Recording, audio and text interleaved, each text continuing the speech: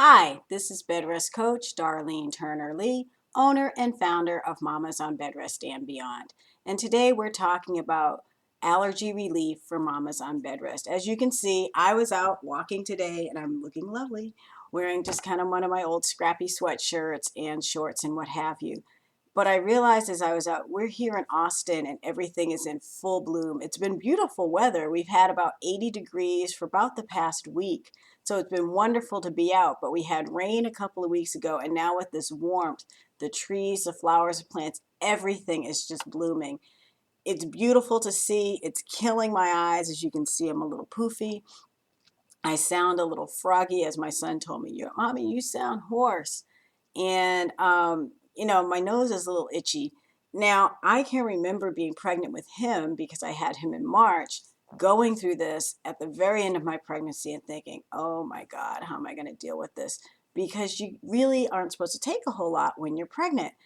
And it just made me think today, how are mamas on bed rest dealing with the fact that, it's allergy season, things are in bloom, at least here in Texas. If you're in some of the northern states, you might not have quite gotten there yet. But what can you do for allergy relief? So I want to go over that today. Now, many of the allergy preparations that are on the market are not indicated for women in pregnancy, and you have to be really, really careful how you use them. Now, when I was pregnant, I was actually allowed to take Claritin. My doctor allowed me to do that.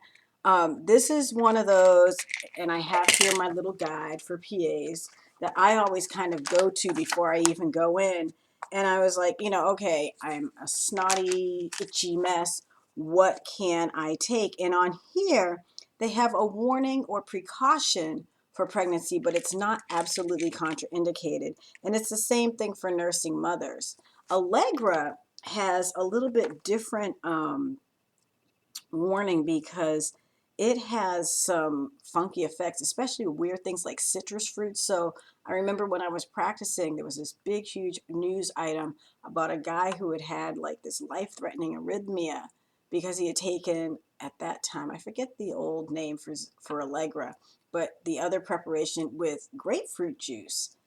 And it was the weirdest thing. And they found that it had that. And if those of you who have been around for a while in the allergy world remember, um, the original preparation that was Allegra came off the market for a while and they reformulated it. And what they did is they took the medication through what we call the first pass metabolism. So that reactive part was taken off and then it was remarketed as Allegra. But because of that, Allegra is a category C, meaning we don't do that in pregnancy. It is contraindicated. Zyrtec, which we have here, you can tell we're an allergic family, we have half the drugs here in my house. Zyrtec is another one in which they say, and let's see, what do they say for their warnings or precautions? They have it as a warning, and excuse me, I know this really is itchy. They have it as a warning, but it's not absolutely contraindicated. So again, if you're really, really suffering, go in and speak with your physician or midwife or whomever and say, can I safely take this? Now, a lot of pregnancy books, and I know my doctor was like, you can take Benadryl. Well, I mean, Benadryl is a huge sleeper. I mean, it was like, whenever I took Benadryl, even now when I take Benadryl. And if, for those of you who aren't aware, Benadryl or diphenhydramine, the active ingredient, is what's in like Tylenol PM and some of these other sleep preparations like Advil PM, and those, they're Advil with Benadryl. So, that may not be something that you want to do. And what is there?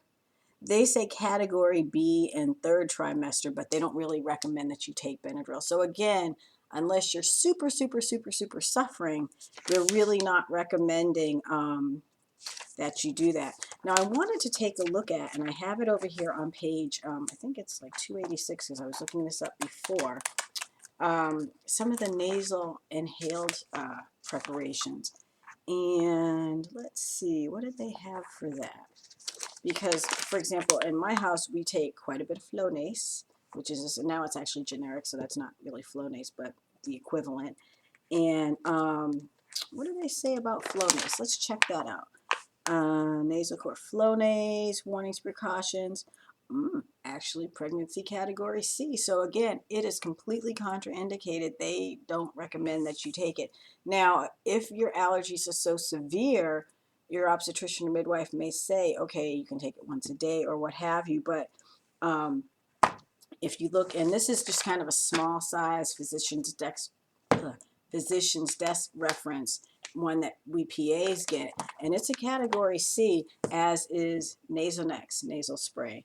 So, you know, if you're pregnant and having allergies, it's really tough because there's so much that you can't take. Now, a lot of women who are on bed rest are saying, well, that doesn't really affect me because I'm not going outside. I mean, here, it's so bad that, for example, when my kids go outside and come in with this little, we have these live oak trees, and they bring in these little stringy, they make these little stringy pollen things, and it's yellow outside. Like we put our garbage cans out because we had garbage day today. Tops of the cans are completely yellow, but it's these little stringy things that come off the trees, and you know they get on the kids' sneakers, and even though I'm like, take your sneakers off before you come in the house, some of those little things get tracked in. They come in here, and it's just like, ugh. So even if you're on bed rest, you're going to be exposed to some of this stuff. And, you know, for your weekly outing to your obstetrician or midwife, you're also going to be exposed. And, you know, it just takes like 5 minutes. And next thing you know, your eyes are itching, your nose and your sinuses up here are itching, your throat might be scratchy. And then it's like, what can I take? So the other thing I wanted to alert you to, and we're going to try this here on screen, is a little neti bowl. Or actually, this is called a sinus. I actually was at a trade show and they were giving these away, and I thought, oh, how cool. What am I going to do with it? I knew I would use it at some point, and here it is today. These work by, you do kind of a nasal flush, and you use saline, and they're really cool. They give you these little sinus saline packets. So this is the little saline packet. So I'm going to take it here, and we're actually going to do this on screen. I know this is probably disgusting. You people are thinking, oh, she's going to shove water up her nose on screen, but yes, I am. And so here's the little sinus, and you pull, there's a little point here, and I'm going to stick the saline in there. Now, the thing that they did say is don't use tap water, which kind of makes sense because tap water has all kinds of crud in it. They say use like distilled water, or I'm going to actually use some bottled water that I heated up a little bit, because I'll tell you, you do not want this stuff cold going up your nose, because I think it'll be kind of irritating to me anyway, to your sinuses, and they do recommend that you use warm water. Okay, so I got the little plug in there where I put the salt in, and you could probably have just put it in here. I don't know, I guess I'm being difficult. And I have a little bottle of water that I heated, so it's a nice little temperature here, and it's only for 8 ounces. So, and I have a wash basin here. Now, technically, you should probably do this in your bathroom, but I can't get my computer and my video into my bathroom, so I'm doing it here in my office, which is pretty wild. And I'm putting in 8 ounces of bottled water, which is what they recommend. And put the top on. Okay, so I'm going to get rid of my little bottled water here. I'll just toss that to the side. I'll take care of that after.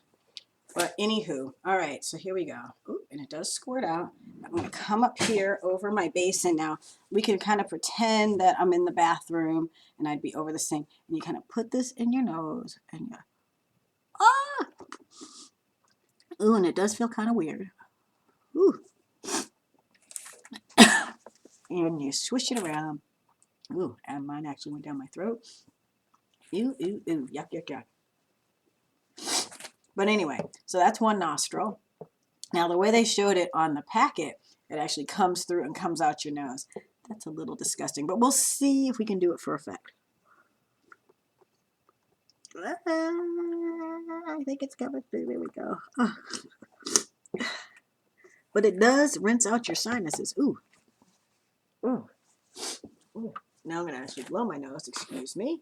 I have Kleenex here on my desk. But now that I think about it, throw that in the garbage. It actually does clean out your nose pretty well. And the saline helps to dry up the nasal passages and shrink the nasal passages so that you actually do have some relief. Now, neti pots and these sinus little packets and things, I have seen these in the pharmacy around where I live. We have a Walgreens right down the street, CVS, Longs if you're on the West Coast. I'm sure Rite Aid, any of them have them. I'm not sure what they go for. I don't think they're that expensive. The actual neti pots, which look like little teapots, are a little bit more expensive, but some people actually prefer those, and they prefer to make up their own saline solutions, or if they're seeing a naturopath, they may have some other herbal preparations that they put in the neti pot. I'm doing just saline because, again, we're talking about pregnant women, and I don't want you to get into something that could have some interactions or contraindications. So, sticking with salt water, warm salt water, flushing out the nose is actually the best way that you can kind of get some relief without worrying about toxicities, how the effect is going to be on you, on your baby, what have you, on your pregnancy. So anyway, that's how this works. And yes, you actually did see me swishing this up my nose on screen. But I wanted to give you a sense of what is available for mamas on bed rest because it's tough. I mean, now I will say when I was pregnant with my son, my asthma flared and they actually had to put me on, what was it? I had a Provental, kind of a albuterol inhaler, and then I had to go on I think it was a beclomethasone, but I had to go on a steroid inhaler because I was having trouble breathing. And the thing is, me not breathing, it wasn't good for the baby because my oxygen consumption was down, which would have meant his oxygen consumption was down. So there's always that balance of, okay, how aggressively or non-aggressively do we treat mama in order to preserve baby? And in that case, we actually had to treat mama because low oxygen in mama meant low oxygen in baby. If your allergies are so severe that you can't breathe adequately and you're not getting good oxygen, then you may have to go to some of these preparations. Of course, you had to go to your doctor, one, because they're all prescription anyway, except for the over-the-counter stuff. But if you need something, you need to go talk to your doctor because it's not okay for you to be all stuffed up and congested and not breathing well because your baby's not breathing well. But, if it's just kind of irritation, you're not feeling great, you can try some of the vaporizer things to see if the vapor will help open up your sinuses.